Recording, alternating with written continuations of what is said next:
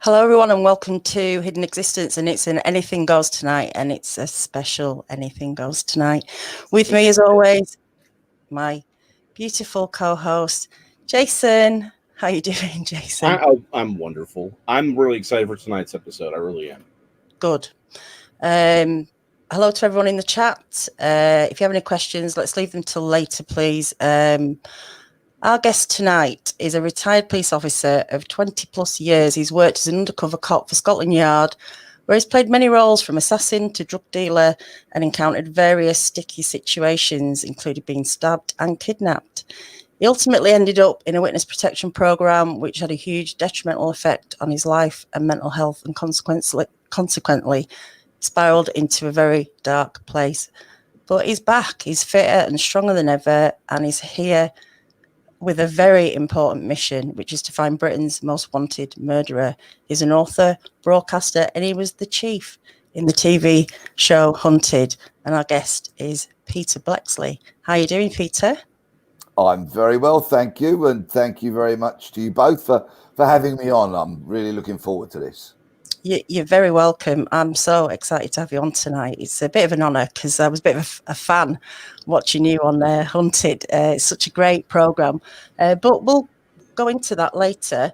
Let's start at the beginning because that's probably the best place to start. How did you get into the police force? What made you go that route? My mum, my beloved mum, who I'm very fortunate to still have in my life at the age of 92. Wow. She is, bless her, remarkable woman. I was essentially the product of a one-parent family. My alcoholic and abusive father left home when I was about 10, 11 years old. And so consequently, I had no male role model to talk of, really. And I just went off the rails. Got involved in minor and petty crime, none of which I'm remotely proud of course.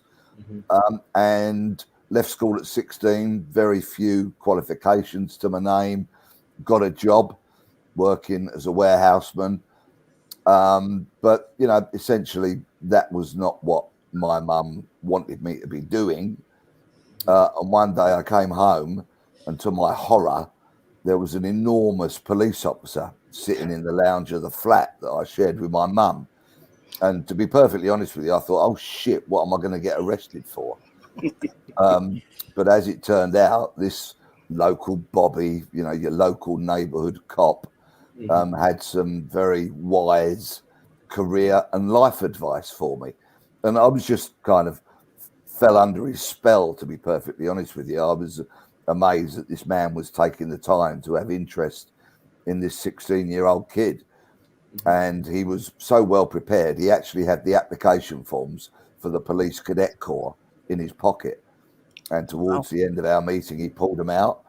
And he literally waited there while I filled the forms out. And a few short weeks later, I'd got through the interview process, more by luck than judgment, I think, and had a haircut, and that was it. I was in the police cadets.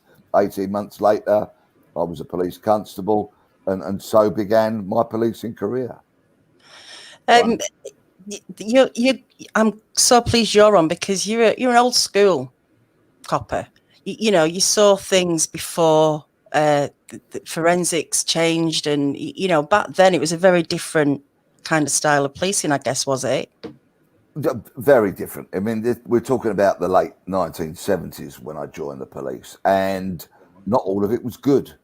After I'd finished my training, I got posted to a place called Peckham in southeast London, an area with some chronic social deprivation, a significant Afro-Caribbean population, and quite frankly, you know, there was a lot of vile, racist cops who were brutalizing, beating up and fitting up young black men. So it was pretty dark days in many regards. And then, of course, our neighbouring policing division, which was Brixton, went up in flames one April weekend in 1981. And I was there that weekend where people were quite literally trying to kill me and my colleagues. and it had a profound effect upon me. It really did, because I kind of realised that I was a symbol of oppression because of the cloth that I wore, and the actions, you know, of many of me and my colleagues. And after that weekend, when I eventually got home, fortunately, largely uninjured, I went, I'm not going to wear this uniform anymore. I want to become a detective. I want to get out of this uniform. And so by 1982, I was a detective. And yes, back in those days, if you were investigating a murder, for example, the height of forensic evidence might be a fingerprint. It was kind of as simple as that. There was no DNA in any way, shape, or form. And it was a very different kind of policing landscape. We relied so much on witness testimony. That was a real skill and an art that you learn, being able to get witnesses on side, interview them properly, sometimes over a course of days, earning their trust, getting them to tell you whatever they knew. So it was very different and very satisfying to secure a conviction in those days. But of course, the policing landscape has changed dramatically over the decades. There are so many more tools in the detective's toolbox these days. As I say, unrecognisable from my day, and that's partly what fascinated me and drove a lot of my writing. Was I was fascinated some years ago, after I'd left the police, thinking, well, how in the 21st century can people commit murder and get away with it? And they do, and they still do, sadly, now in record numbers. And that largely drove a lot of my writing, and a couple of my books were sort of dedicated to unsolved murders. Yeah, you wrote 5 books. Your most current one, Manhunt. I've put the link in the description for people if you want to go and check them out. Not now, later. So when you got into being a detective, because I, as a kid, I must admit, as a kid, I always wanted to be a private detective. The sort of thought of it seemed almost not maybe glamorous in a way, but that getting into people's business. And did you have that kind of drive when you was doing being a detective? I mean, what sort of passion did you have in it? I have the passion now that I had then, and it is simply finding things out that certain people don't want me to know. That is my CV in one line, really. In fact, not so long ago, a TV production company approached me about a possible project, and they wanted me to write a CV. Now, please don't think that if this comes across as me being a bit big-headed, then I'll have to accept that criticism. But I was like, I've done numerous TV shows. My books are all out there. I'm a veteran of literally hundreds upon hundreds, thousands of radio broadcasts and other TV documentaries and commentary pieces and all that. And you actually want me to write a CV? Well, they insisted on it, and I was rather irritated by it. So I literally wrote that one line and sent it off to them. I find things out that certain people don't want me to know. And then the section like, how long have you been doing this? I said, always have done, always will. And that's kind of, that was it. But that's what I do. And I have that passion now that I had then. I love finding things out, especially when people don't want you to know those things. And now, of course, I do it with a business card as opposed to a warrant card. But I find that sometimes I get further with that than I ever did when I was a police detective. Yeah. Sorry, Jason. Oh no, I was just saying, fair enough. I get that, absolutely. Yeah. So some of the experiences as a detective before you went into undercover work, anything that sticks out in your mind, like the most maybe more rewarding cases? Yeah. After I'd worked at Peckham in South East London, I got transferred as a detective for my first posting as a detective to a completely different area of London called Kensington, where the hoi polloi and the wealthy and the entitled used to live. Very, very different from Peckham. So there was very different crimes to be dealing with. Back in those days, Kensington was one of the go-to places for shopping. So there was enormous amounts of high-level fraud being conducted and that kind of stuff. And there was also a lot of drugs, but it was different drugs from Peckham. Peckham, it had mostly been cannabis and heroin, for example. Now in Kensington, and we're talking about the early 1980s, it was cocaine. Nowhere near in the kind of amounts that the country is flooded with these days. But of course, it was the entitled that could actually afford cocaine and could get access to it. But there was pockets of social deprivation, of course, like there is in every major city. But the case that particularly stands out for me from my time there was the murder of a sex worker called Christine Offord. And Christine was gay, but, you know, we're talking about around about 82, 83, something like that. So, you know, the world was a very different place.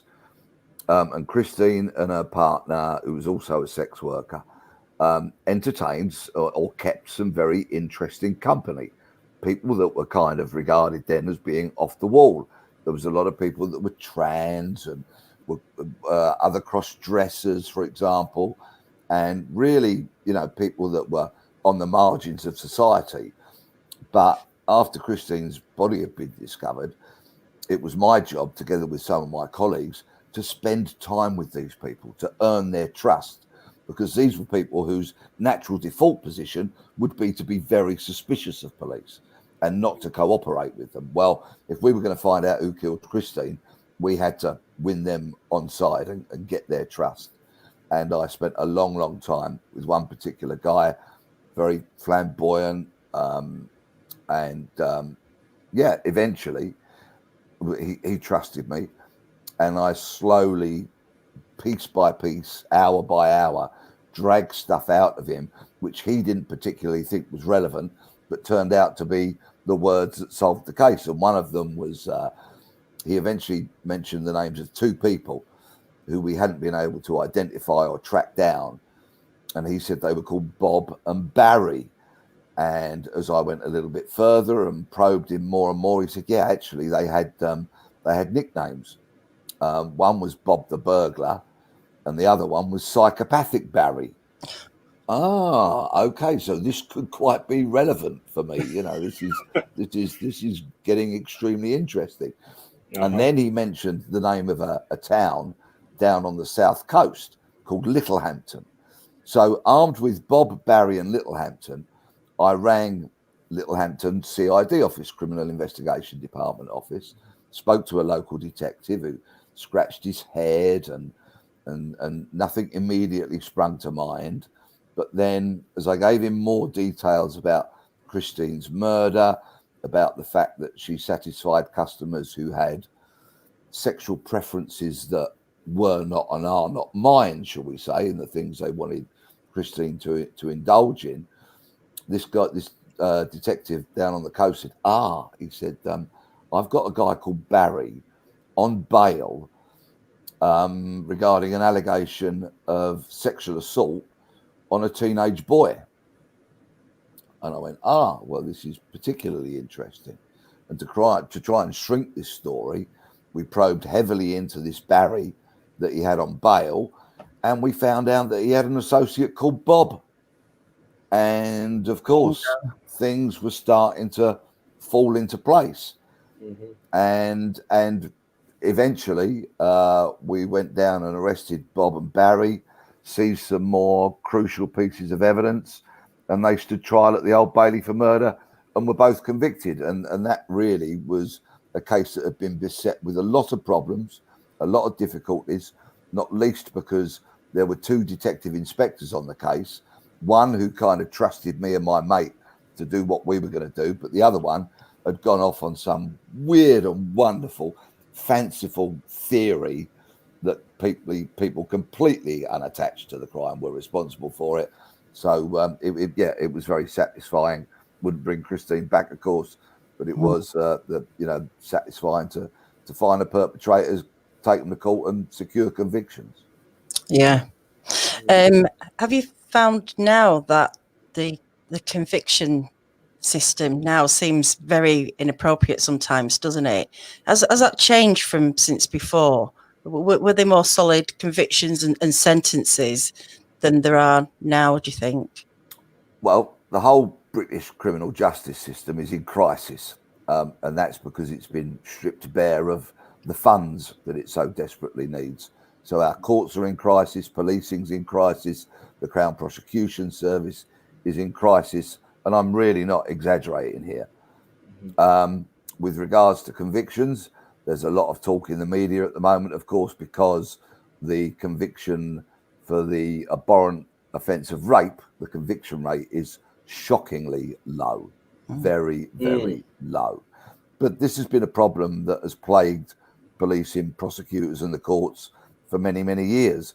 I don't have all the answers, but so much of these issues, I think, is about resources, because there's not enough detectives, and it's about pressure of work. You know, the burden of the caseload that officers are working under, and there are some other very, very, very complex issues as well. In some regards, of course, DNA has meant that less innocent people get convicted, which of course is a wonderful thing, because one innocent person getting convicted, pardon me, is an absolute travesty. And sometimes I think the police still fall into the trap that they're looking for proof rather than the truth. Every investigation should be about establishing the truth and not trying to prove a particular set of circumstances that somebody is convinced are right. Mr. Bleksley, can I just say that last sentence may be one of the most profoundly important sentences, regardless of what side of the pond you're on when it comes to law enforcement. I have a lot of friends who are police officers, and they would completely agree with you, but they would also be the first ones to say that so often what you're describing is absolutely the case. They're just rather looking for evidence rather than the truth. They're just looking to get something done and out of the door, rather than just understanding what's going on, what the truth of the situation is. It's I think your perspective is very important in this entire conversation. Yeah, it has to be about truth and not proof, because when you go to try and prove a particular set of circumstances, you'll be biased, and your confirmation bias will naturally lead you to believe things that satisfy your need to prove your theory, as opposed to having a tireless, fearless investigation, which might turn up things which are actually uncomfortable for you, because they tend to disprove your theory. It has to be about truth and not proof. And there have been some very notable cases over in the UK in recent times where the police have got fixated on a particular suspect or a particular theory, and it is proven many, many years later to be absolutely catastrophic. Just find the truth, as unpalatable as that may be sometimes. Just search for the truth and not proof. Unfortunately, that sounds shockingly similar to what the situation over here on this side of the pond. I mean, there's dozens of stories where what you are describing perfectly. This is, I think this conversation gets unfortunately lost in the media that doesn't want to actually have a real conversation about this, right? They want to have they have their own agenda they want to drive, and so to hear someone like you say these things and say, "Hey, look, there are things we need to fix," but this conversation never gets out or had. No one actually gets to hear this side of this. It's all whatever they can sensationalize, whatever they can drum up, whatever gets the most clicks. Having an intelligent, honest conversation seems completely beyond them, and it's harming more people than it's helping.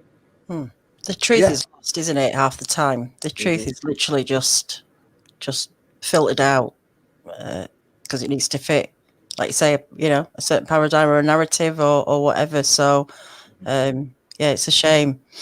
So let's go back to Peter. You transition from detective to undercover work. How did that happen? Yeah, well, after I'd done my posting to Kensington and I was due to be transferred once again, the next natural step for me, or my ambition then, was to become a Scotland Yard detective, because that's where so many of the specialist squads were, and it's always a pretty decent thing to be able to say that I was a Scotland Yard detective. I was very fortunate that I got accepted for what was then called the Central Drug Squad, and we're talking about 1985 now, so the mid 1980s. And I had been sounded out for other squads, but I felt that the Central Drug Squad was the place that was going to get the resources, was going to be under the spotlight in many regards, because, of course, we had on your side of the pond, Jason, we had Ronald Reagan banging on about the war on drugs, albeit, of course, it was Nixon that kind of made the speech in 1971 that led the media to coin the phrase the war on drugs. You had Nancy Reagan saying, just say no. Well, there you go. That campaign really worked, didn't it? We've got more people globally taking drugs than ever before. And it's a multi-billion pound dollar industry, of course, all in the hands of criminals. But at the time, I went up there very much in the forefront of Britain's fight for the war on drugs. And we actually thought we were doing the right thing. Of course, history has proven that a prohibitionist attitude and the war on drugs simply cannot and will not ever be won. But at that time, I was 25 years old. I was fearless. I was a Scotland Yard detective, and I and my colleagues all thought we were doing the right thing. And when I got up there, that squad was basically the sort of centre of undercover policing, and I saw how cops were doing it then. And I very soon realised that there was a need for change, for progress, for reform, if you want to call it that. And I was very, very lucky, because the bosses at the yard realised pretty quickly that I had a penchant for telling lies, for being a professional liar, which of course is what I was. They trusted me, and we kind of redefined the landscape for undercover policing. And we were extremely successful. So is this where you start changing your identity and things like that? Yeah, I mean, I had a number of false identities, of course. And there, of course, there was a need to have credit cards, passports, driving licenses, and all those things in various identities. It was all a bit ad hoc at the time, but because myself and my other undercover colleagues, both male and female, were so successful, the yard realised that they needed to set up a dedicated squad that could provide us with all the facilities that we needed. So I was a founder member of that unit, and we went on to have some real successes, not just in the world of drugs, of course, because I bought guns, counterfeit currency, high value stolen goods, other counterfeit goods. And I worked with colleagues who were specialists in fine art. So we recovered, multi-million pound works of art, paintings, ancient antiquities that have been stolen from museums, for example. And on occasion, I pretended to be a contract killer. So if somebody wanted their business partner or their life partner murdered, quite often they would find themselves sitting in front of me, playing the role of being a trained assassin and negotiating to kill on their behalf. And that, of course, would invariably end up with them being arrested once we'd gathered together all the evidence, and they'd be charged with conspiracy to murder. How does one of those meetings go down? Where someone wants to kill someone. Yeah. How does the conversation go? What, on a contract killing one? Yeah. Right. Okay. Well, what you've got to do is you have to repeatedly, and I mean repeatedly, ask this person if they're absolutely deadly serious about it. And alongside that, you have to gather evidence from them. So you want, for example, the address where this person lives, the details of their movements, photographs, car registration numbers, and all that. But you will gather those over a series of meetings. And at each of those meetings, you ask this person again, are you serious about this? Are you deadly serious about this? Because this is your life partner or this is your business partner. And when I put a bullet in their head, the police are going to come knocking on your door. And what I cannot afford to happen is for you to lose your bottle and to confess and say, actually, yeah, it was this bloke from South London that I hired to kill him.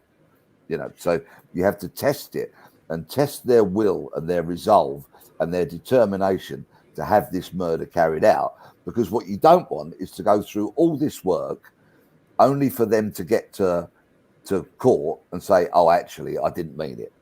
I wasn't serious. Yeah. I was never going to do it. You know, I was just stringing them along. It was the heat of the moment. I was a bit carried away. And so I met that person, but it was never really going to happen. So as kind of like the final nail, evidential nail in their coffin, so to speak, you would say to them, right, I want half the money up front and half on completion of the job.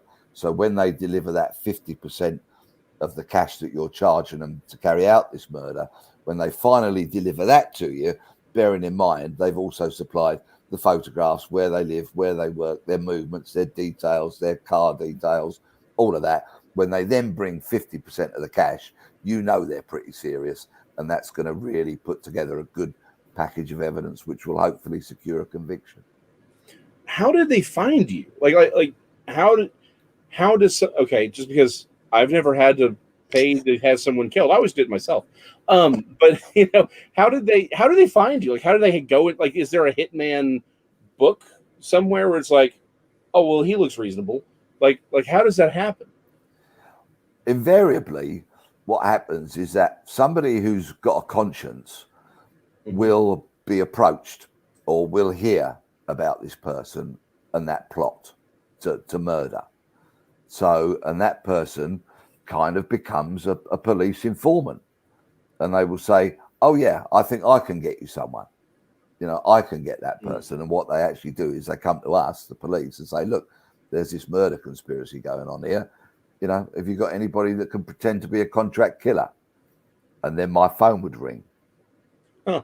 Okay, just one question, because you're mid-80s, you're undercover, drugs, fine art, the whole nine yards. Please tell me you wore a white linen suit with pale t-shirts and wicker shoes. Please tell me this happened. My detective inspector, my governor, described me on my annual reports as an imaginative dresser. Okay, that's wonderful. Yeah, so not quite the white linen suit. You know, I wasn't the full Don Johnson from Miami Vice. But yeah, I would be pretty flamboyant in my dress. Yeah, it wasn't jeans and trainers. Put it that way. Yeah. Wonderful. Continue, Danielle. Sorry, he said that. I'm like, please tell me this happened. I wonder what he was wearing. Yeah. And I had a very long ponytail, by the way, for a lot of my undercover career. Thank you. Thank you for telling me this. This is complete. My life is now complete now. It's got the picture.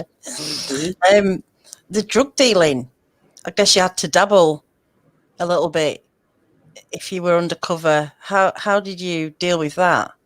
Yeah, well, let me make this perfectly clear.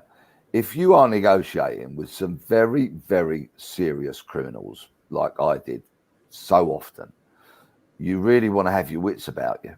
You do not want to be stoned or buzzing off your nut because you've smoked a joint or had a line of cocaine. But sometimes the bad guys would do it as a tester, because they would always work on the theory that an undercover cop will not smoke a joint and will not have a line of cocaine. So if it looks like it was going to be an absolute deal breaker, in other words, if I didn't smoke that joint or I didn't have that line of cocaine, then I would do it. but only under those circumstances, because I used to like to have my wits about me so that my peripheral vision was working, so that I could be completely alert, and you know, my thinking could be full of dexterity and so I could be at my very, very sharpest, because these people were sometimes very, very taxing and difficult to negotiate with. But as I say, if it was a deal breaker, yeah, I'd do it. But invariably, you see, another way to avoid it was I'd go, all right, I'll roll the joint.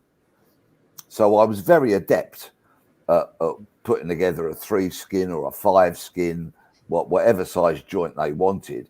And if I knew that I was going to smoke it, invariably what I would do is I would backload the joint. So I would put the dope towards the end that you were smoking. And because I'd say, well, I've rolled it, so I'm going to spark it. So I put the joint in my mouth, light it, take the first few puffs, but I've deliberately backloaded the joint. So the amount of dope that I'm going to be smoking is very, very low, because I haven't put any at the end of the joint that I'm now going to light up and smoke. You know, so that would be one tactic. Again, with cocaine, for example, I was very good at chopping lines. And what I would do was I could make someone's initials in a line. So your name is Jason. I get the cocaine out and I chop it all up and I make a very nice, neat J for you. Yeah. And I hand it round. And then suddenly people are going, look at this geezer chopping up cocaine. He looks like he's been doing it all his life, you know, or look at how he puts a joint together. I can't put a joint together that good, you know, and suddenly, you know, you're allaying their fears. They're thinking that you're very, very familiar with drugs, as I was. And you're sort of lessening the likelihood of them insisting upon you taking any drugs during the negotiations. I mean, I'm a South Londoner, born and bred. Okay, so you know I do know a bit about drugs. You know, and you know, and I used to go out weekends with my mates who weren't in the police. You know, and I'd grown up as a teenager with people, you know, who weren't wrapped up or involved in law enforcement to any degree whatsoever, and they're still my mates today. So put it this way, I wasn't a stranger to drugs. Yeah.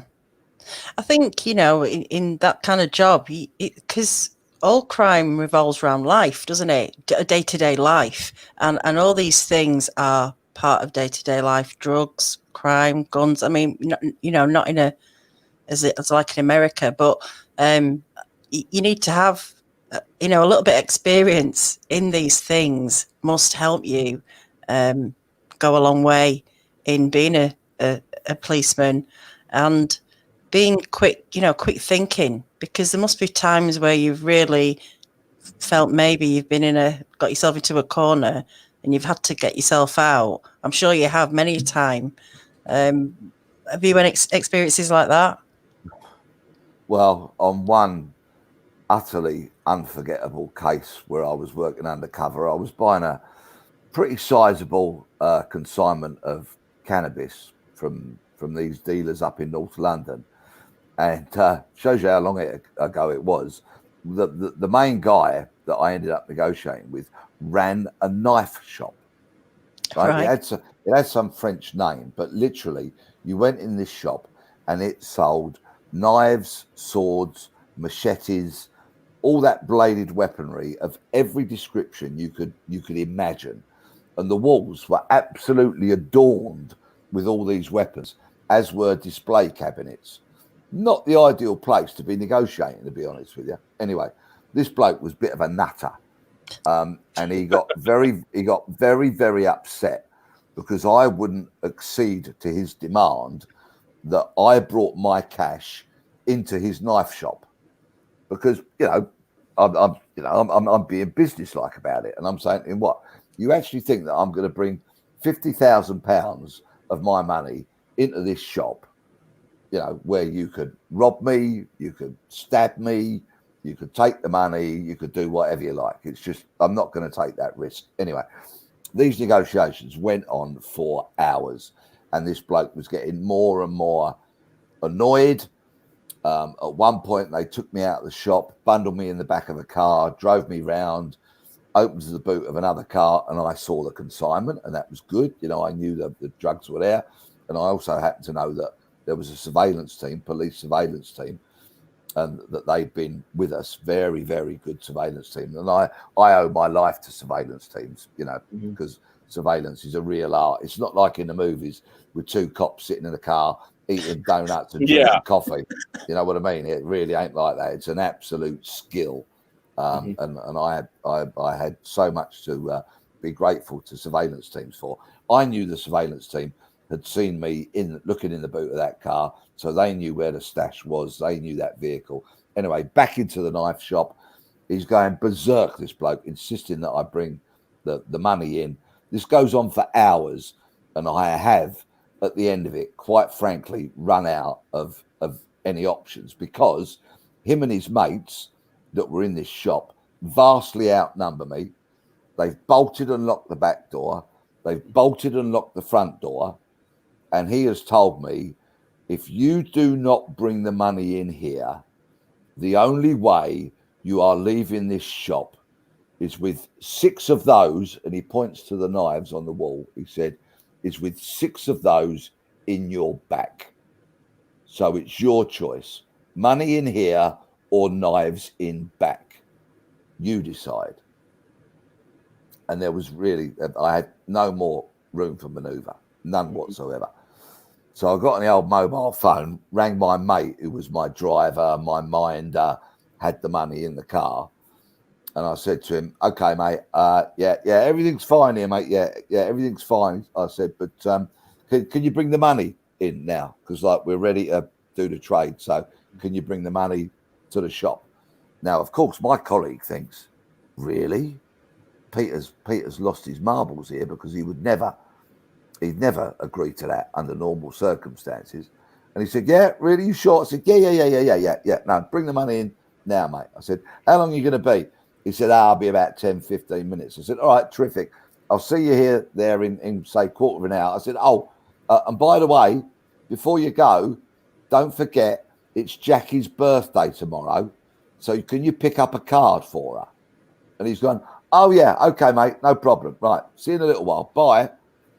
Okay, you always have a code word or phrase, which basically means my life is in danger, rescue me now.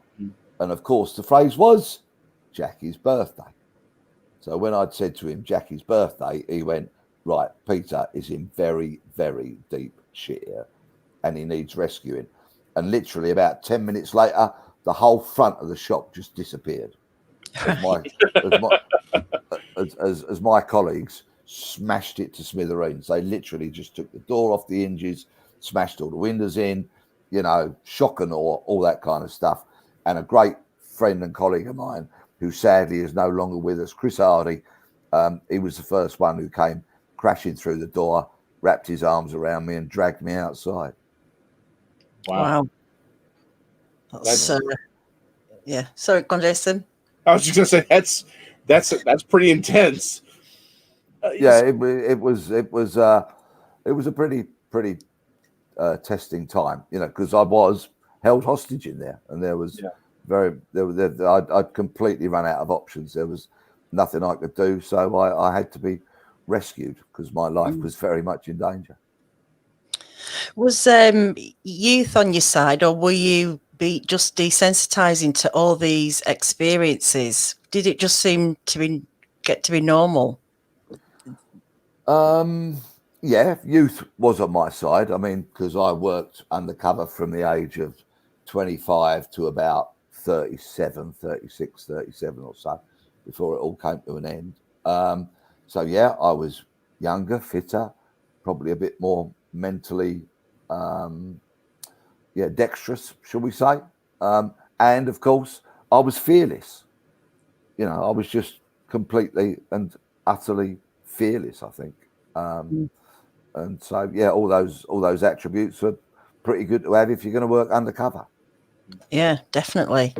So, what happened with the undercover? What happened to you going into witness protection? What was the build up to that? Okay.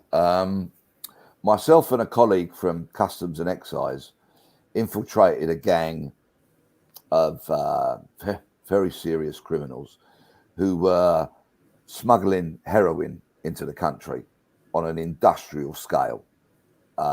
And we'd convinced them that we could take as much as they could supply, basically.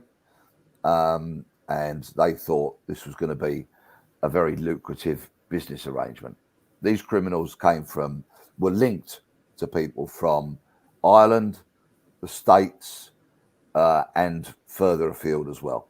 Real, proper, serious players. So much so that they said, if you don't want to pay us in cash, and we're talking about hundreds of thousands of pounds, they were willing to take payment in firearms. So you can pretty much guess what they were up to.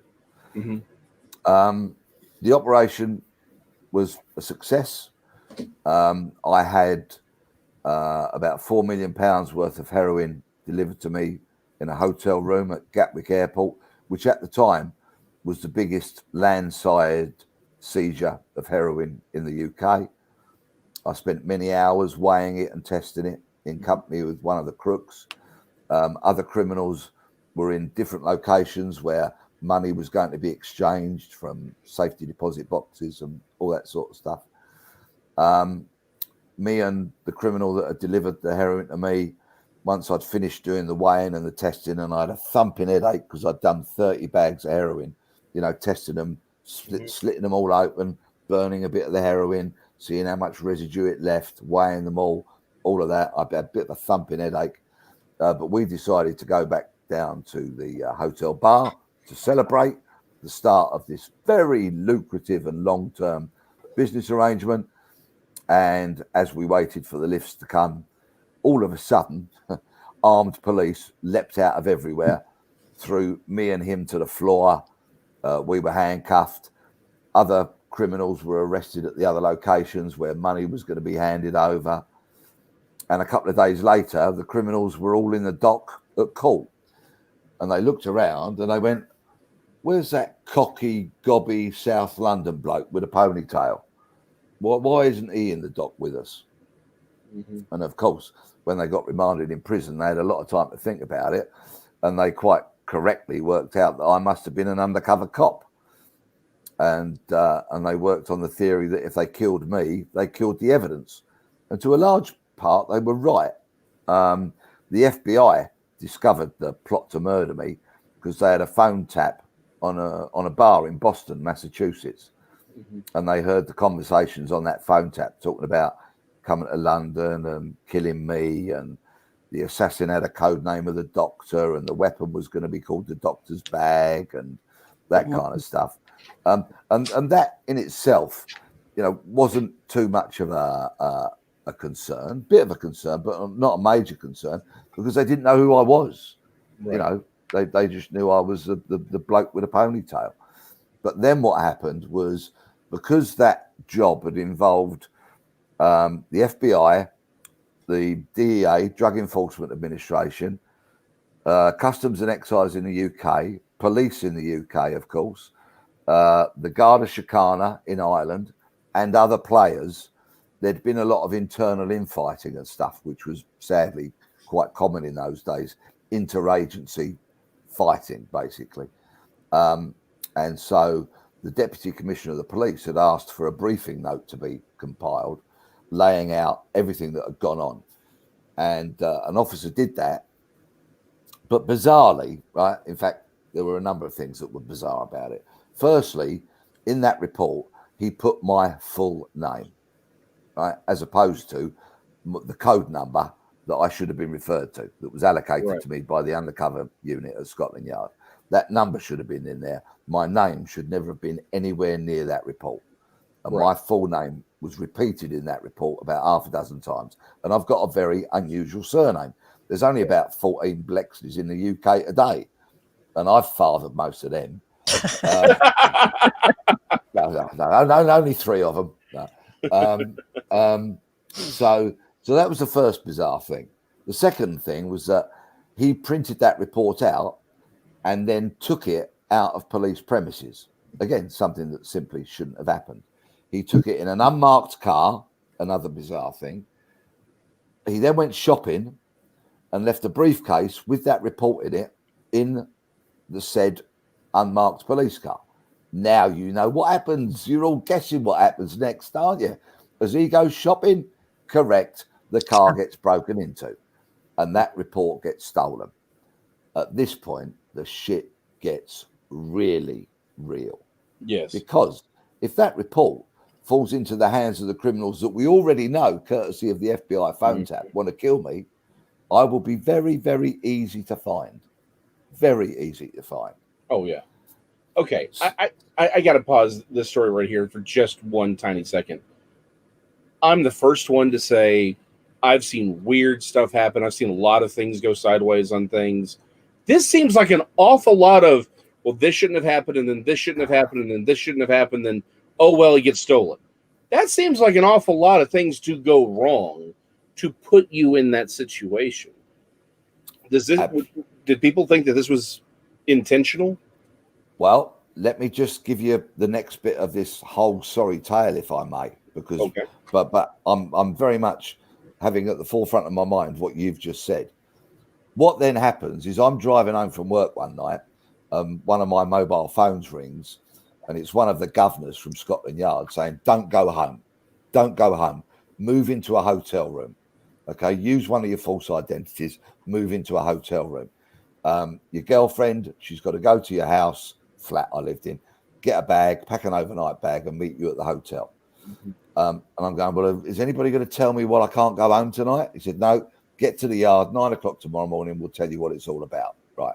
So I go to the hotel, smash the granny out of the mini bar because I think, what the hell is going on in my life? Right. Get to Scotland Yard early the following morning, not at 9 o'clock. I got there at 8 o'clock. And one of my mates from the undercover unit said, "Do you know what's going on?" I said, "I haven't got a clue." And he gave me a copy of the report that had been stolen.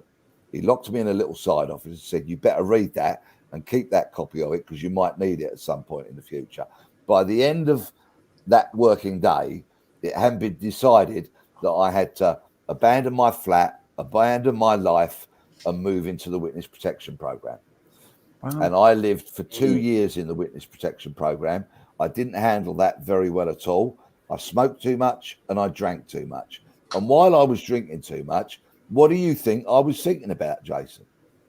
About all those things that you've just nailed. Why was my name in it? Why was it printed off? Why was it taken out of a police building? Why was it in an unmarked police car that was left unattended? Why was that police car broken into? Too many bloody coincidences for my liking, because as a detective, I don't believe in coincidence. There's no such thing as coincidence. So that was partly another major factor as to why I conspiracy theorized and essentially made myself ill. And I became dreadfully, dreadfully mentally ill in witness protection, had a huge breakdown, a catastrophic breakdown in my mental health, which led to me being kept in a lock-in psychiatric ward for 3.5 weeks and on the first occasion, and really sort of signaled the beginning of the end of my police career.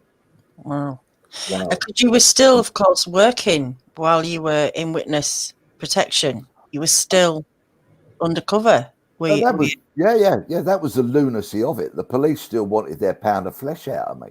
So on one day, on any given day, I could be 3 different people, right? So I wake up first thing in the morning, come down to my front door, and there is the post on the doormat, the constant reminder of the name I'm living in and the fact that I'm in witness protection, right? So that's the first identity that I am that day. Then I would leave to go to work, check under the car and make sure that nobody put an explosive device under it, right? Whilst hoping that my neighbours don't see me checking the car every day. Because when your neighbours say to you, you know, when you move in, it's like, "Oh, who are you? What's your name? Where'd you come from? Where did you previously live? What do you do for a living?" All that stuff. And it just piles the pressure on because you've got to tell lie upon lie upon lie. Yeah. So I get in the car and drive to work. And actually, that hour or so sitting in traffic would be my favorite hour of the day, because during that hour, I could put whatever radio station on that I wanted, and I could just be me for that hour.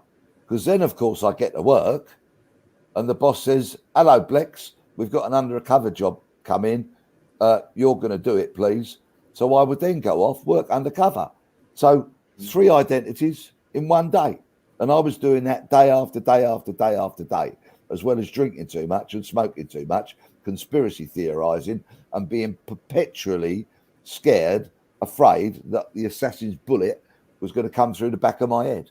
Right. Well, particularly if you're working undercover, you've still got a chance of somebody recognizing you from your other experiences. I mean, that's got to be in the back of your head.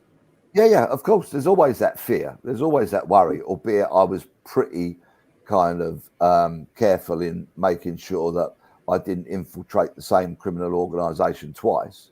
Yeah. But yeah, those risks were ever present. Mm. Wow. No wonder it all went wrong, eh? Gosh, Yeah, I yeah. can't possibly imagine how anything went wrong.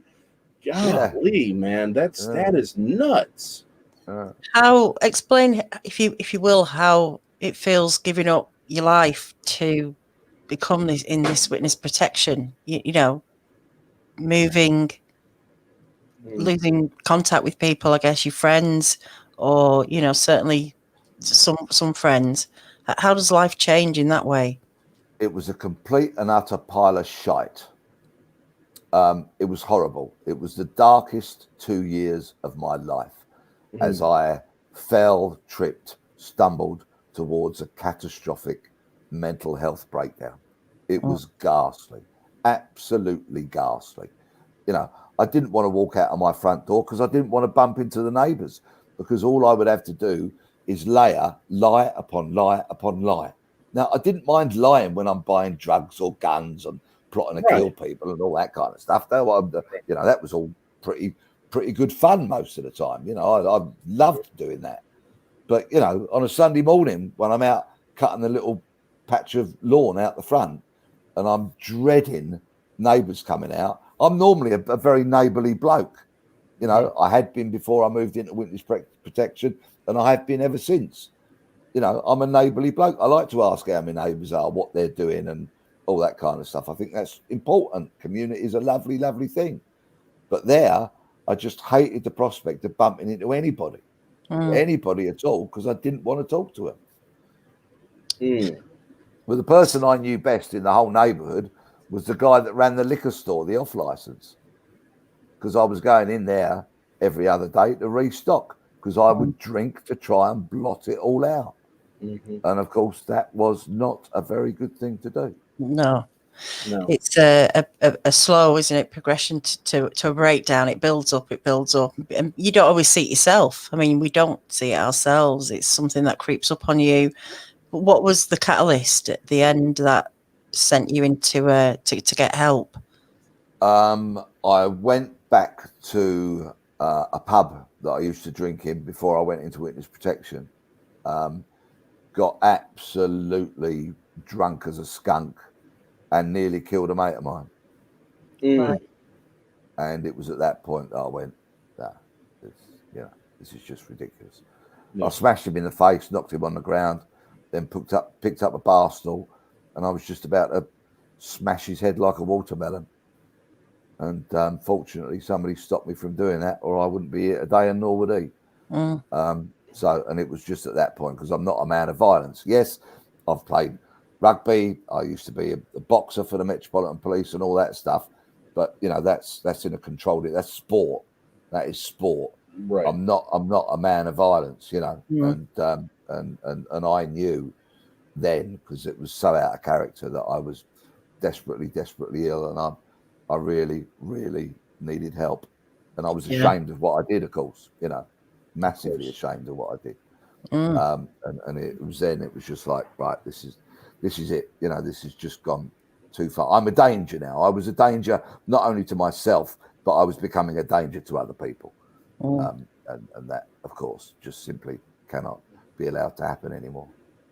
can understand the feeling of feeling ashamed, but mental health really it doesn't discriminate, does it? It'll can take anybody and make you into lots of things that you never imagined, and it's such a hard thing to deal with, as opposed to a broken leg or, you know, some of the obvious injuries that people can have.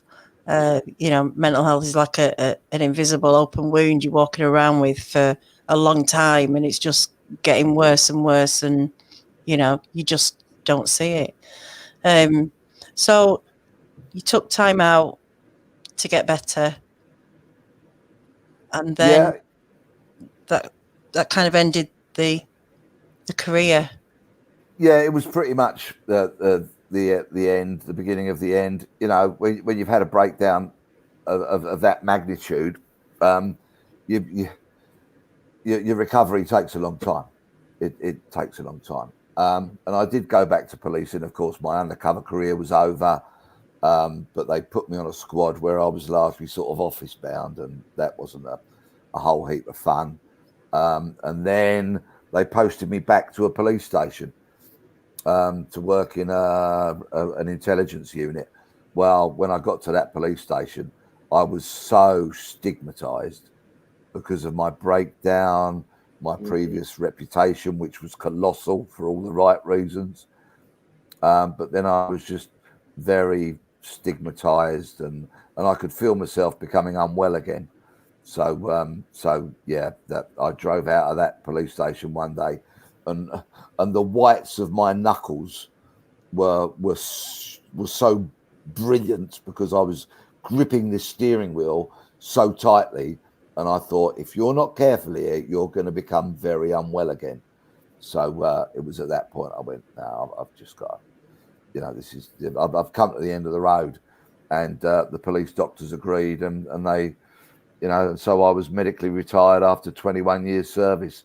So I'm 40 years old, nearly, and on the scrap heap of life. No education to fall back on, no qualifications, no other trade, no skill. 39 years old, yeah, and just felt like I was on the scrap heap of life.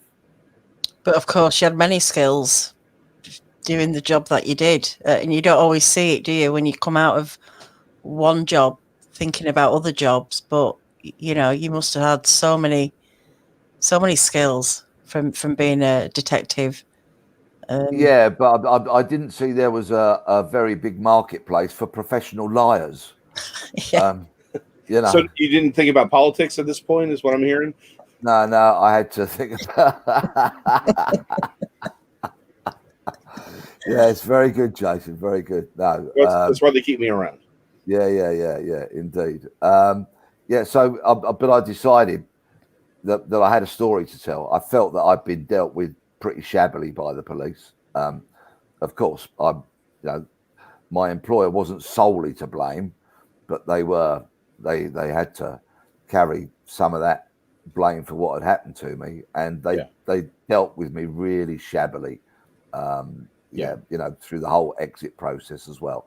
So I felt I had a story to tell, and I was lucky enough to get a contract to write my autobiography, and that was published in 2001, and that kind of changed my life really, and opened doors for me that I'm still walking through today.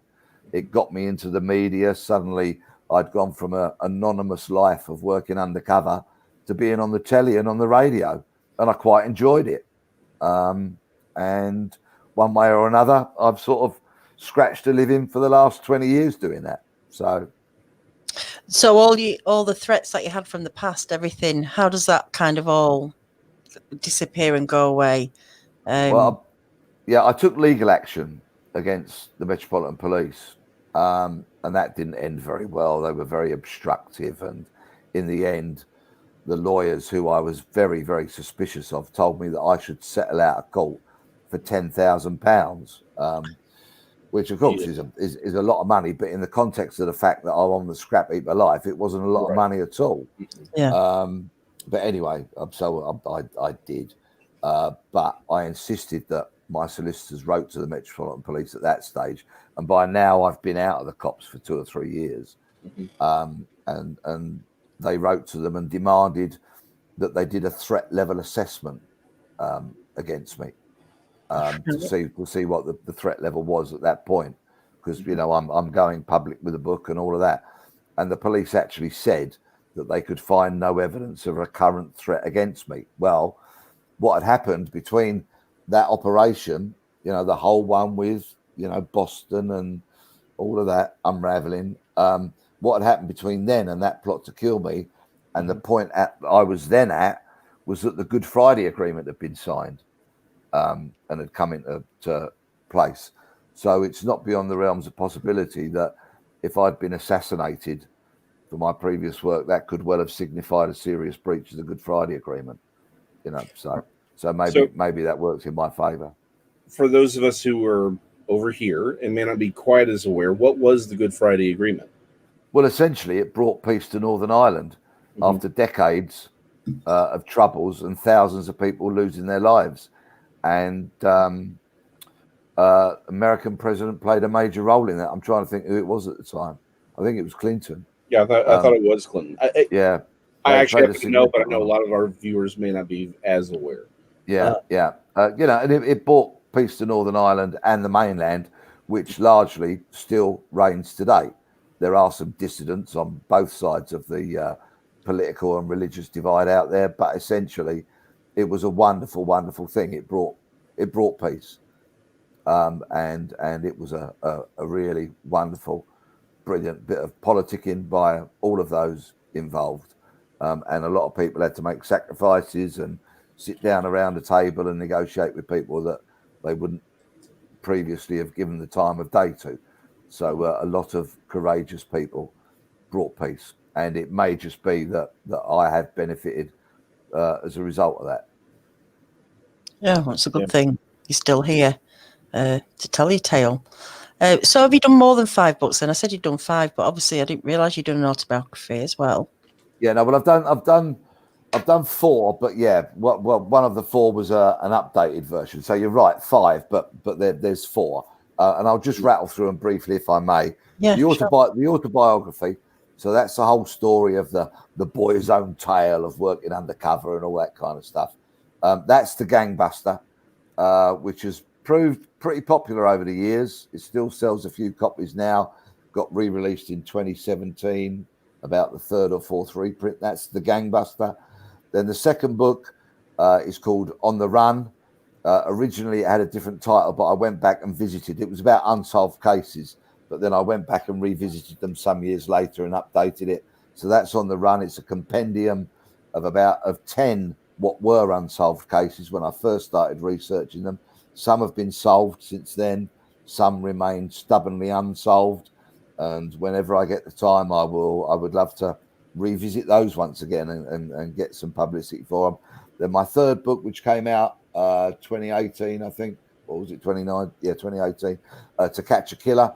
That's all about one of the most fascinating and mysterious unsolved cases in the UK, the murder of Alistair Wilson. And then, of course, my current book, which just came out a couple of weeks ago, which is called Manhunt, and is about the topic which absolutely dictates my entire life these days and is my mission. Wow. Well, tell us a bit about, by the way, everyone, the links to all of Peter's books are in the description now. It takes you to Amazon where you can see all of Peter's books. So go and check that out after the show. Tell us about this Kevin PARLE. Who is he? Okay, well, I was a part of a very popular and successful TV show called Hunted, which was on Channel 4 in the UK. And essentially it was an entertainment show where members of the public volunteered to become fugitives and they went on the run. It was commissioned in the States. They did one series of it, but I don't know. I think they only did the one series. But it's been, optioned and as featured in many other countries as well. It was very popular over here. And I was the chief of the hunters. So my profile shot up quite dramatically over here as a result of my involvement with the show. But I thought I'd taken it as far as I could. I did 6 series. I did 4 series of the main show and 2 celebrity hunted series. And at the end of my 4th series, we caught all the fugitives. So nobody won the prize money. And that was always the ultimate aim for us hunters. And I thought, you know what, best go out on a high because we're never going to be able to top that. Yeah. And so I left the show. And so this is the beginning of 2019, February 2019. And I'm contemplating what will be my next major project to keep me busy because I love working. My publisher had agreed that if I found the right thing, I could do another book.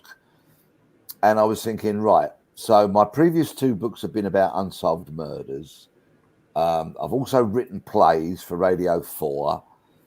But basically, I'm best known for hunting pretend fugitives on a bloody TV entertainment show, right? Yeah. Okay, accept that, embrace it, enjoy it. But why not combine my experience, my skill set, my network of contacts, and what I'm best known for, hunting pretend fugitives, roll all of those together and go and hunt a real fugitive. And that is when and my publisher bought into that idea.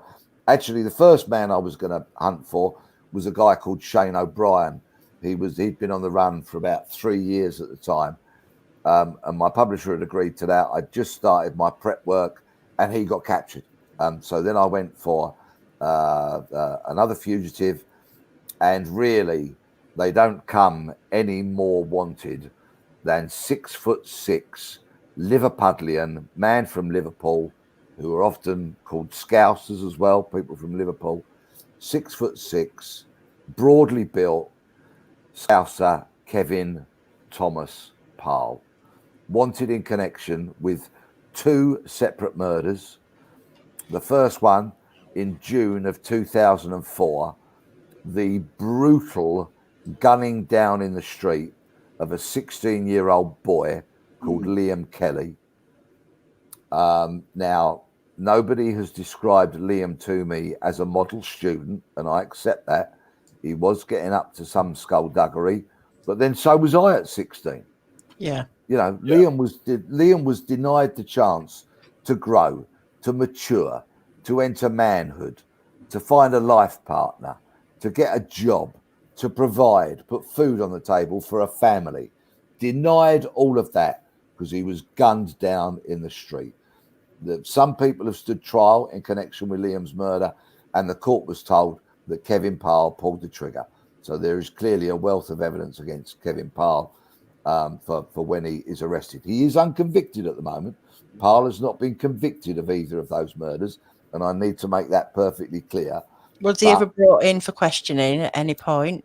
Yes, he was in connection with Liam Kelly's murder, but unfortunately a young woman who foolishly thought she was Kevin PARLE's only girlfriend, she most definitely wasn't, she foolishly gave a false alibi statement for him, right. Which meant that the police were up against a ticking clock in terms of how long they could detain him for. So they bailed him. She was later arrested, charged, and went to court for that crime, for perverting the course of justice. But of course, it gave PARLE the opportunity to be granted bail, from which he absconded in 2004. The second crime is the blasting to death with a shotgun of a mother of 3 young children, 22-year-old Lucy Hargreaves. Now, Lucy has been described to me as being as beautiful on the inside as she was on the outside. And Kevin PARLE remains very much wanted for that crime as well. So he's been on the run for 16 years. He's lived a charmed life, to be perfectly frank with you. And so on the 29th of April last year, 2019, I announced that I was going to hunt for him. I had a press conference in London. And so for 18 months almost, that is exactly what I have been doing. It consumes my every waking moment and some of my sleeping ones as well. But I don't want sympathy. This was my idea. I'm a volunteer. This isn't about me. It's not about Kevin PARLE even. It's about Liam and Lucy. It's about truth over lies. It's about right over wrong. And it's about putting this man in front of a court so he can answer the accusations that are made against him. That is justice. That's how it should work. And the fact that he's been on the run for 16 years is an absolute outrage. And I'm trying to make him the most well-known fugitive on the planet. And I will not rest. I've made that vow. It's the first words in the book, Manhunt. Forgive me for just waving it. I know you put it up there, but you know, this book is important because it's going to be hopefully, well, it's already proven to be what I wanted it to be. Too. There you go. Thank you.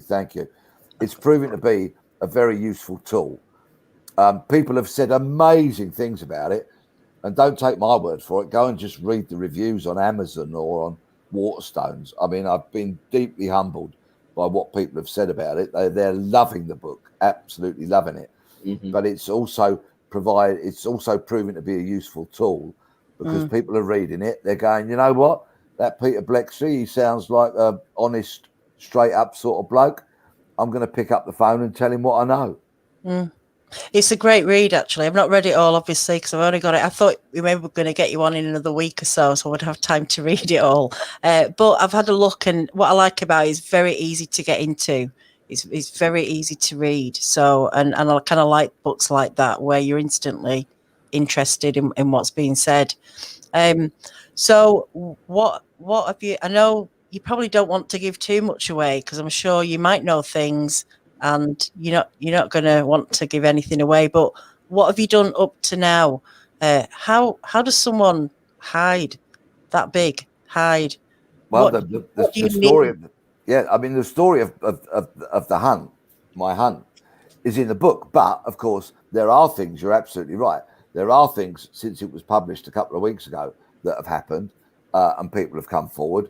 And I'm not going to talk about that particularly, you know, because it's Kevin PARLE or one of his associates will be tuned in and listening now, right? Obviously, they'll be watching this via Tor, the onion ring, you know, so that their IP address is disguised and all of that, because they'll be thinking that you as the host, Daniela, are hoovering up IP addresses, you know, and you're going to forward them on to me, and I'm going to drill down on them and all that kind of stuff. Well, you know, I don't have the authority to do that anyway, and I'm not going to break the law to catch a potential law breaker, because there's no point me finding Kevin PARLE to be sitting in the cell next to him.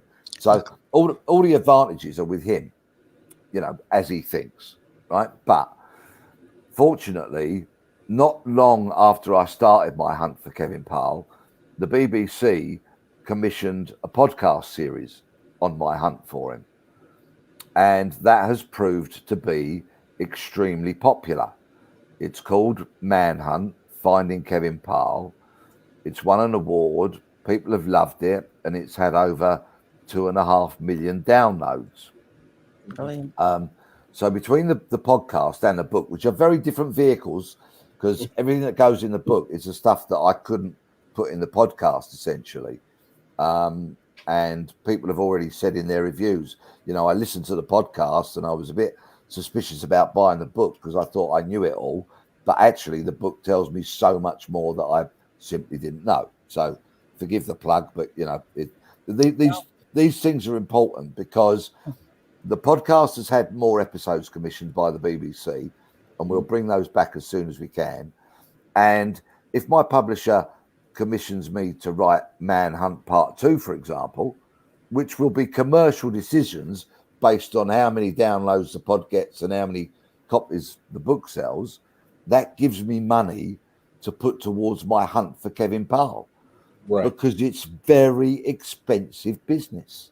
You know, I've been on planes, trains, automobiles, living in hotels for weeks on end, where when you're on the road, every coffee, every Diet Coke, every meal, every sandwich, you know, you're paying for, you're shelling out money, hand over fist all the time. It's really expensive.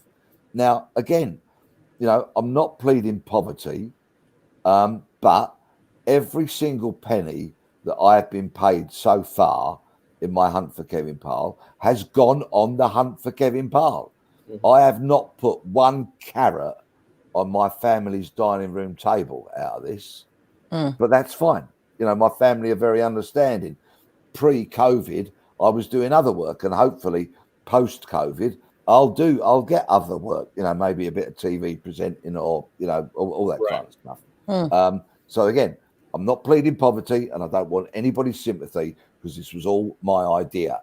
But if you buy the book and you download the pod, it just increases the chances of me getting a second book commissioned, which will give me a few bob, a few quid, a few dollars to spend on hunting Kevin Parle. So that's why I unashamedly plug it.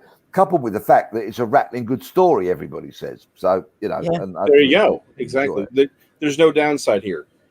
Yeah. You get a great story, and you can further the hunt for this very disturbing individual who should be brought in and should definitely not be on the streets with good, decent folk. Thank you. 16 years on, you know, I mean, it cuts to the very heart to me. This whole thing cuts to the very substance of what we're all about and what holds the fabric of society together. Number one is the fundamental rule, and the fundamental rule is we don't kill each other, because if we do go around killing each other, then society is fundamentally going to fail to function properly. That's the fundamental rule. But, you know, when there's no justice, and I don't have to, you know, point that out to anybody on either side of the Atlantic or elsewhere, when there is no justice, it hurts. It you know, and you know, just imagine what Liam and Lucy's families must be going through all these years later, when a man wanted for both crimes has not been caught. I can only imagine what they're going through. But I, as an individual, am outraged that he is still on the run, and I am going to change all that. I am going to find Kevin Parle. Law enforcement haven't found him in 16 years, right? Although they've had a couple of opportunities when they should have caught him, and I detail those in the book. They most definitely should have caught him, and they didn't. So that throws up a lot of questions about, is there an appetite in law enforcement for capturing him? Is he an informant? And other kind of factors, all of which I discuss. But, you know, it's been coming up for 18 months, and I am going to find him. I'm going to shrink the world, and that's why I'm here, you know, talking to you guys and your audience, and thank you for listening. Because if things if something is not, if there's no justice, then what kind of world are we living in? Yeah. No, you're absolutely right. I mean, there's no closure, is there, for these families? And there's a lot of, you know, these unsolved. It's hard enough anyway, isn't it, being a policeman and not being able to get the results for families, be it a robbery or someone dying or whatever. And I guess as well, you invest your, not just your time into it. You're not just getting paid to do a job. You actually get invested in these cases. You must do. It's been very hard not to, you know, get to know these two people that unfortunately, you know, Luke, is it Luke? Sorry. And Liam and Lucy. I'm sorry. You know, you get emotionally invested in it, don't you? And you want to try and find the answers. What you know, what could be the reasons people will protect someone, or what influence do you think this guy, does he have any influence, do you think? Was he a big shot at any point or not? Daniela, I'll get onto that point very shortly, but you raise a very important thing about, you know, the cases never leave police officers and stuff.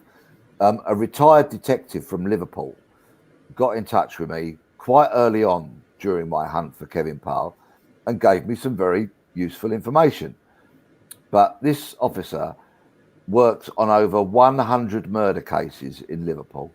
Wow. Had a amazing career, retired, is now living in the sunshine, and has a fabulous life apart from one thing that keeps him awake at night. And he said to me, part of my language, he said, Kevin PARLE took the piss. He said, he took the piss out of us, and I will only be really happy and really enjoy my retirement when he's locked up. And he's not alone in thinking that way.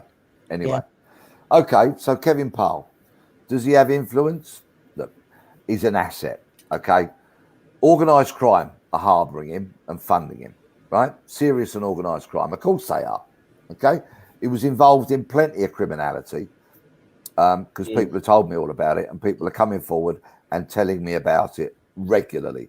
And please, if anybody knows anything about PARLE, and he did have connections to America, by the way, apparently he travelled there earlier or had expressed a desire to, along with connections to Spain, Thailand, Dubai, and all of that. A lot of it's in the book or on my website, and so please do get in touch. I'm so easy to get in contact with. You know, there's phone numbers, email address, social media, website, the lot. Right. Kevin PARLE is being harboured and funded by serious and organised crime. End of story. Of course he is. He's got to be. Right? He's not on his own. You know, he's not, and he's not living in some gated mansion with snarling dogs somewhere. Right? Because he's got to keep a relatively low profile. So who would do that? Who would have the facilities, you know, to be able to harbour him and fund him? Organised crime, a network. And why would they harbour him and fund him? Because he's 6'6", broadly built, athletically built. I hear he keeps himself in good shape. And he has a towering reputation. Not only is he 6'6", but he's got a towering reputation because he's wanted for 2 murders. So I go back to my undercover days. Right? Picture the scene. I am negotiating with some South Americans to buy industrial quantities of cocaine, for example. Right? Right. So, and I want to take along with me a minder, a driver and a minder from the undercover unit, to be my pretend minder. Do I take someone that's 5'8", weighs 100 pounds, and would get blown over in a breeze? No, right? Forgive me stereotyping, right? But I take the biggest, ugliest bloke that's in the undercover unit so that he is a menace. So you imagine somebody from serious and organised crime turning up on a quayside, for example, to negotiate with South Americans to buy industrial quantities of cocaine, and they've got 6'6" Kevin PARLE stood next to them, wanted in connection with 2 murders. What is the man carrying out the negotiations going to say to the South Americans? Don't steal my money. Don't sell me substandard drugs, because if you do, my mate here is going to get very, very upset. And you know the sort of things that he gets up to, don't you? Do you see how he's an asset? Yeah. Oh yeah. No, he's an enforcer. He's your backup, and that makes perfect sense. He's the perfect person for that. He's got nothing to lose. He's someone you can throw it. And I would imagine this is a problem. This is probably someone who's had. We know of the 2. I would imagine he may have had a history before that as well. If he's able to hide this well. He's obviously very well protected, isn't he? Yeah. I mean, because he could be a threat to them in the same sense. He could be a liability to them, but he's obviously not because he's smart, protected. Yeah, and he's smart. I mean, many people have told me that, because obviously I've spent weeks in Liverpool, and people said he's smart, he's intelligent, he was privately educated. You know, he was a smart guy. I mean, a former girlfriend told me, you know, perfect, impeccable table manners, could talk about opera, you know, could be the absolute gentleman, could turn on the charm. Apparently, his ability to chat up women is legendary. He was an absolute charmer. So he's smart, witty, charming, and massive. And apparently dangerous. There you go. You know, so I have to begrudgingly give him some kind of credit for having evaded law enforcement for 16 years, but that's where it ends. And his time on the run is going to come to an end, because with every podcast download, he becomes better known. Mm-hmm. With every purchase of the book, he becomes better known. With every kind person like Daniela and Jason that give me airtime to speak about him, he becomes better known. And bit by bit, I am shrinking the world for him. And I'm going to squeeze the planet so tightly that eventually his 6'6" head pops up somewhere and law enforcement can slap the handcuffs on. That'll be a glorious day. Yeah, I hope it happens. It will. Now, yeah. And now you've actually been over to Spain, haven't you? Do you want to share a little bit of what happened over there?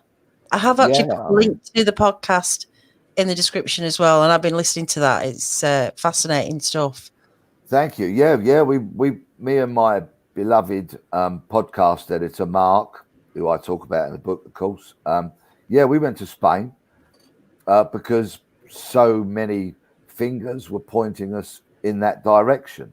It was a bit speculative, but we had a lot to do, and we had an amazing trip. We met some people that had known Kevin PARLE way back in 2006, for example, when he was on the run out there, and we learnt about him and the kind of bloke he was and all of that. Really good, useful colour and detail, because even though it's dated, past behaviour is so often an indicator as to future behaviour. Right. So I urge anybody, and I've spoken to people that went to school with him, and if you went to school with him, please just get in touch. You never know what might be of relevance and of interest and of help to us. Yeah, we went to Spain because we've been told, he drinks in this bar, or he has been seen drinking in a particular bar. And we got to the bar and it was bloody shut, with a dirty great chain and a padlock on the front of it, and barrier tape all out the front. I was not a happy bunny when I saw that.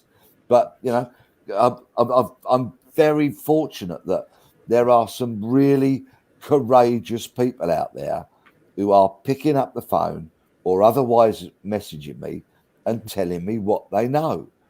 So I go back to one source and I go back to another source who was horrified that that bar was shut.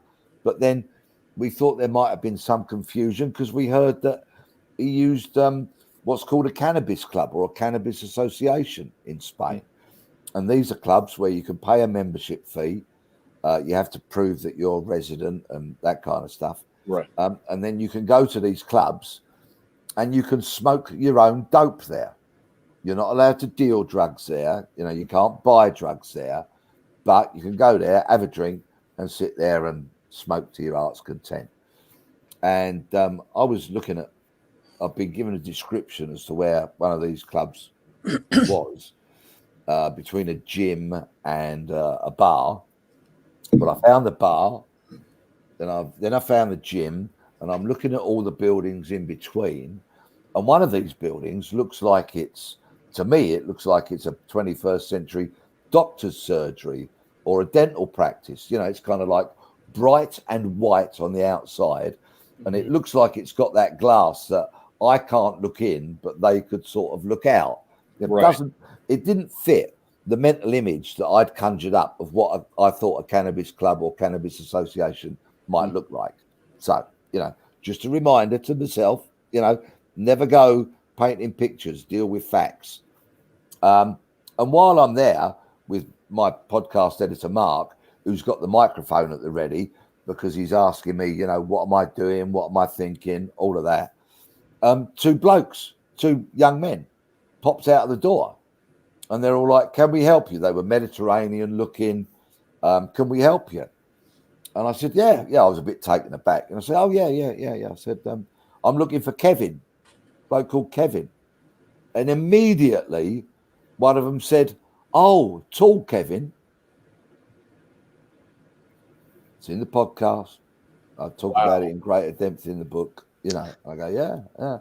Then, bit of a chit chat, and I made a catastrophic error, which has made me question myself as to whether I'm really up to this job. Should you have anymore. asked him how Right. old first before? No. Well, I could have done lots of things very differently, but I was there. I was taken by surprise, very taken by surprise. I went, "Oh, tall Kevin, yeah." I said, "So, what do you want to talk to him for?" Well, at that point, like an idiot, I reached into my rucksack, because my rucksack comes everywhere with me, and I pulled out one of my original flyers from when I first started hunting Kevin PARLE. And I said to him, so there's Kevin on the front, right?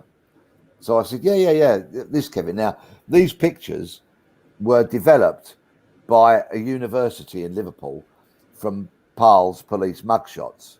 Right. Okay. So they use computer software to age him. So this is what John Moores University in Liverpool think Kevin PARLE would have looked like in 2016. Right. So when I clumsily pulled my flyer out and showed these to them, they're obviously derived from police mugshots, obviously. Yeah. And all of a sudden, they changed their tune. And they went, "Oh, no. Oh, our tall Kevin is 75.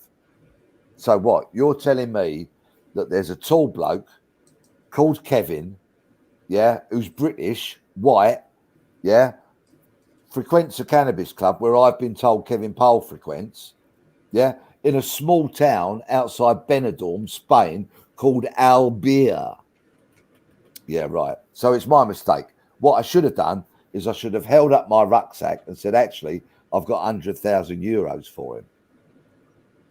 That's what I should have done, right? Yeah. And that's what I would have done if I was half my age and at the peak of my powers when I was working undercover. But I didn't. Yeah. I made a potentially catastrophic mistake. But, I'm going to make more mistakes, right? I don't have a team of 30 detectives working underneath me trying to hunt down Kevin PARLE.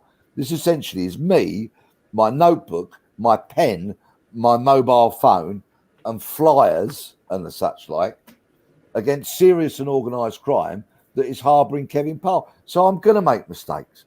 And all the advantages are with them. And I'm sure they've been rocking back in their chairs and laughing themselves stupid at some of the mistakes I made. But you know what? I'm never going to stop. I am never going to stop. So, of course, I shall succeed in the task that I've set myself, which is finding Kevin PARLE. Yeah. I am going to find him. It's as simple as that, because I'm never giving up. This is my life's work, my life's mission. It's what I do. It's what I shall do. So he will be found. End of story. How close do you think you've been to him?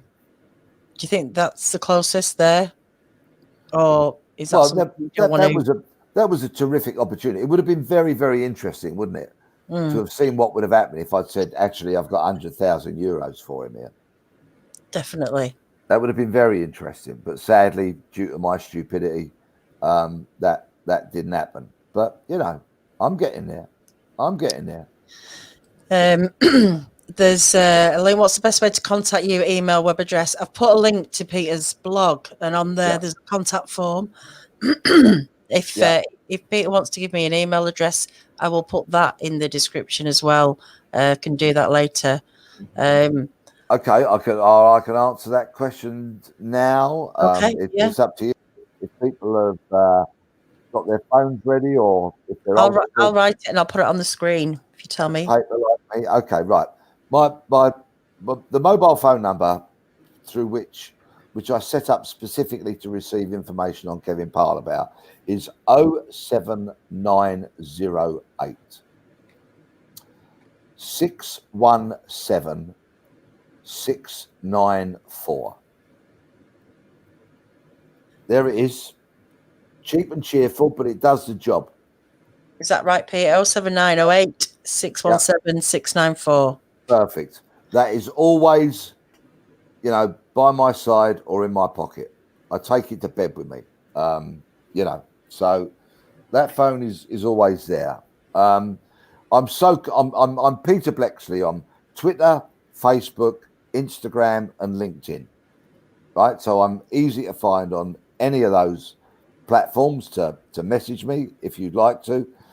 The best email address to contact me on is Peter Bleksley at msn.com.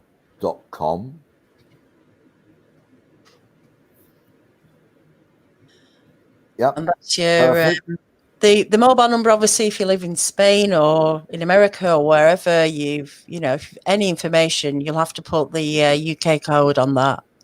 But that's all you need is the UK code. Like it's which is 0044. 44, isn't it? Yeah. Yeah. And of course, I have a website, peterbleksley.com, and you can message me via the website. That's simple enough to do. Now, I think somebody popped up with a question: are signed books still available? Yes, I think they are. Thank you, Lewis, for that question. Yeah, I think they still are. I will. What would you like me to do? Would you like me to send you the link, Daniela? You send me the link, and I'll put that in the description for people. Yeah. Okay. Yeah. There's a retailer called Coles who have kindly handled all the signed books, and I think they do still have some available. So thank you very much for that question. Yes, thank you. Now let me just see. Sorry, I'm just going to have a look through these if there's any more questions. I think we kind of covered this, Sharon. He's probably an asset to people. Big burly. No, this is a great question, Sharon. Can I answer this, please? Of course you can, yes. Fabulous question. Thank you very much. Right. Yeah, and I've thrown out a challenge almost to those people that are harbouring and funding Kevin PARLE, because I am going to find out, everything about them. In fact, I might know an awful lot about them already, and what they're up to now. And I've thrown out this challenge. I wrote an update on peterbleksley.com last week, which is on there. And in essence, what I say is, those who are harbouring him and funding him have a choice, right? Hand him in, or I will hand over to law enforcement everything that I know about him. Okay? Now, I set out with very narrow parameters on this. I wasn't interested in who is serving up who with whatever drugs or weapons, and I'm not interested in what gangster killed what other gangster. I'm not interested in any of that. I set my parameters deliberately narrow. Find Kevin PARLE. That was the challenge I set myself. And that still remains the case. But along the way, I have discovered an awful lot about an awful lot of people. Mm-hmm. And I get to the position whereby I know so much about the activities of the network that is harbouring and funding him, and they don't want to hand him over, then I will take that information probably to the National Crime Agency, and their potentially very lucrative criminality might all come crashing down. Now, I'm not interested in their criminality, right? So I'm not threatening anybody. I'm not the criminal with guns and a big gang and all that. I'm not in a position to threaten anybody. This is just a statement of fact. When I know all about your criminal activity, if you don't hand Kevin PARLE over or hand him in, I will go to law enforcement and bring down your criminal network, your criminal empire. There you go. The burner's phone is ringing already, but I can't answer that because I'm talking to you. I'll ring them back when we finish this. So it looks like there's more than one way to skin a cat. I mean, you could bring his support network down if you have enough information and leave him exposed, do you think? I'm not. That's not what I set out to do. No. And I've got very liberal views about drugs, for example. You know, I think the whole war on drugs is a waste of time, effort, and money, and is a nonsense. And we should legalise and regulate all drugs, and I mean that, right? All drugs. But we will be here all night if you get me started on that, right? But you know, I'm not interested. I don't care. I don't have the moral high ground. You know, I'm not in a position to threaten anybody. I wouldn't do that anyway. I'm not that kind of person. You know, just think about it. You know, those who are harbouring him and funding him really need to think about it, because I will get to know all about all of your activities. Okay, I will. Right, I'm just telling you, I will. It's a fact. I'm more than happy. I'm not on a moral crusade here. I don't care. You can carry on, you know, doing whatever your criminality is and earning whatever money you earn from it. Just hand him over. Right. Just cut him loose, hand him over. Don't kill him. I want him found alive, not dead. Right. So don't be daft. Right. Just hand him over, or cut him loose. Because once he's cut loose, you know, he's gonna. My fear with him being cut loose is that he might become extremely unpredictable if he's on his own and potentially dangerous to other people. And I don't want anybody getting hurt here. I don't want anybody getting hurt here. I'm not interested in taking down criminal organisations. You know, I don't have a warrant card, remember? You know, I've got a business card. I'm not investigating crime. So just please, then we can all be really grown up about this. Really grown up about it. Just hand him over. Let him take his chances in the court, and you can carry on with your lives. And I swear that any secrets that I might be in possession of about you and your criminality will remain exactly that, secrets. They will be locked away in my bonds forever, and I shall never breathe a word if we come to a deal. You hand him over. Yeah. Everything, they get to go off and live the rest of their lives. Sounds like a good deal. Sounds like a good deal, doesn't it? They do whatever, you know, and if they're involved in wholesale criminality, they can carry on with that wholesale criminality, because I am definitely not going to help the police try and unravel that. No. I keep my word. A deal is a deal. Just hand him over. Just hand him over. Well, if anyone's got any information about this guy, give Peter a ring, and let's try and, you know, help find Kevin PARLE. Someone must know something. Lots of people will know something, and hopefully you'll get some more answers and some more clues. And you know, I hope you get some sort of you know. Yeah, so that was a very good question. You know, it cut to the very heart of you know what my message was in my update on the website last week. Let's have a deal. Let's have a deal. You know, you're a businessman. You're always cutting deals. Let's have a deal. That's what I think. And I think it's easy, and let's do it now. And you know, then we can all be grown up about it. Yeah. I'm not, as I say, I'm not threatening anybody. I'm asking for us to be grown up, mature, and have a deal. Yeah. Well, that's fair enough. Yeah. That sounds like a good deal. Yeah. Before we go, Lewis Topic again. He's a huge fan of the Hunted shows, as I was. Would you go back for the series once you found Kevin PARLE? Would I go back? I've, you know, thank you for making me laugh with that question. Thank you very much for that. Let me find Kevin PARLE first, and then I'll have a think about it. I know you said you wanted to leave on a high because you'd done the last one where you'd beat all the fugitives or whatever you call them all. But the one series that sticks in my mind, and I don't know if it does with you, is when the father and the son, was it Alex? Bob and Alex, yeah. Just incredible. That how did you feel about him winning? Were you surprised? I was always, you know, bitterly disappointed when anybody evaded capture. You know, I was party pooper in chief. That was my job. I thought they were all undeserving you know, ragtag bloody fugitives who shouldn't have got their grubby hands on the money. But, you know, of course, that's part of me being a pantomime villain sort of thing. No, but what has been remarkable is to see what it did for Alex. Yeah. What it did for that young man who, you know, had his issues that he has overcome, and he is now married and he's a dad, and it changed his life forever. Yeah.